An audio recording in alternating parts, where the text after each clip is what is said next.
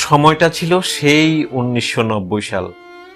ঘন জঙ্গলে ঘেরা বিষাক্ত সাপের আনাগোনা, যুদ্ধকালীন সময়ে সীমান্তরক্ষী বাহিনীর বিশাল আকারের তৈরি করা বাংকার।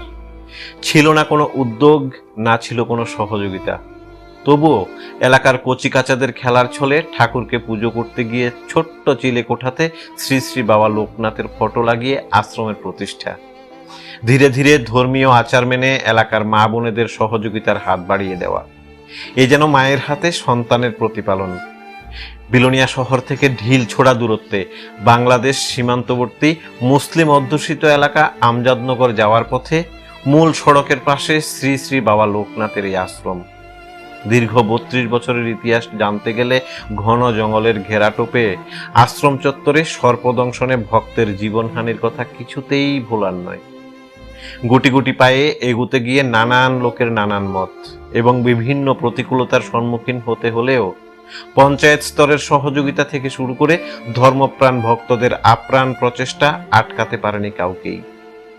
এখানে একটি কথা অবশ্যই উঠে আসছে, মন্তব্য কখনো গন্তব্যকে আটকাতে পারে না।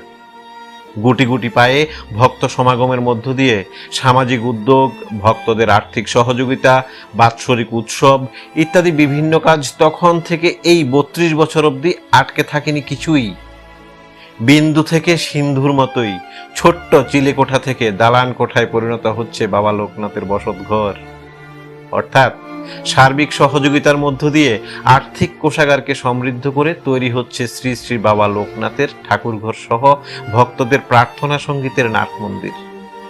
এত দুঃখ কষ্টের মাঝেও আর্থিক সংকটের ফলে আশ্রমের চারিদিকে পাঁচিল তৈরি করতে না পারাতে কখনো বা আশ্রমের লাইট, কখনো বা নির্মাণ কার্যের লোহার রড কিংবা আশ্রমের প্রয়োজনীয় জিনিসপত্র চুরির ঘটনা প্রায়শই শোনা যায়। আমাদের কথ্য ভাষায় বলতে গেলে এক কথায় বলা যায়, এই যেন মরার উপর খাড়া। তবে দীর্ঘ 32 বছর যাবৎ যেহেতু রোদ, ঝড়, বৃষ্টি, নানান প্রতিবন্ধকতা শ্রী শ্রী বাবা লোকনাথকে আটকাতে পারেনি, তাহলে রণে বনে জলে জঙ্গলে যখনই ভক্তরা বিপদে পড়িবে উনি রক্ষা করিবেন।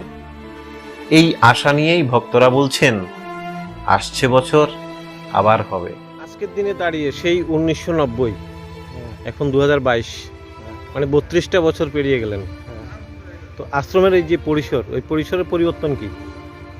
আগে এখানে জঙ্গল ছিল, বাংকারের গর্ত ছিল, এটা এখানে মানে যুদ্ধকালীন সময়ে যে গর্ত করা হয়, হ্যাঁ, এগুলি তো আমরা পরিষ্কার করে, আমরা যখন যে বছর আসি এই বছর তো আশ্রমের কর্নারে রাত্রেবেলা সর্প দংশন করে স্পট ডেট হয়েছে।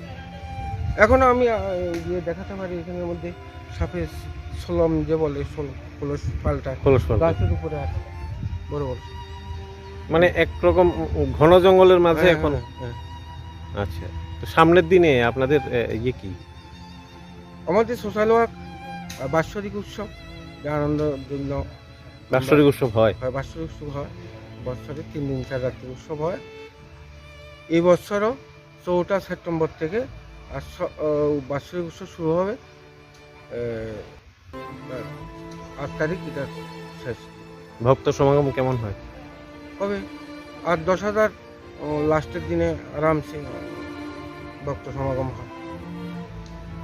যারা ধর্মপ্রাণ এলাকাবাসীরা রয়েছেন তাদের বক্তব্য কি? তারা তো বলছে আশ্রম করে দাও, তাড়াতাড়ি করে দাও, অতি সত্বর করে দাও। কীভাবে করে দাও, টাকার রিসোর্স কোথায়, ওইটা কেউ বলতে পারে না। গরিব এরিয়া তো, মানে টাকার অঙ্কটা সেই নিজেরাই জোগাড় করে নিতে হয়, নিজেরাই জোগাড় করে নিচ্ছে।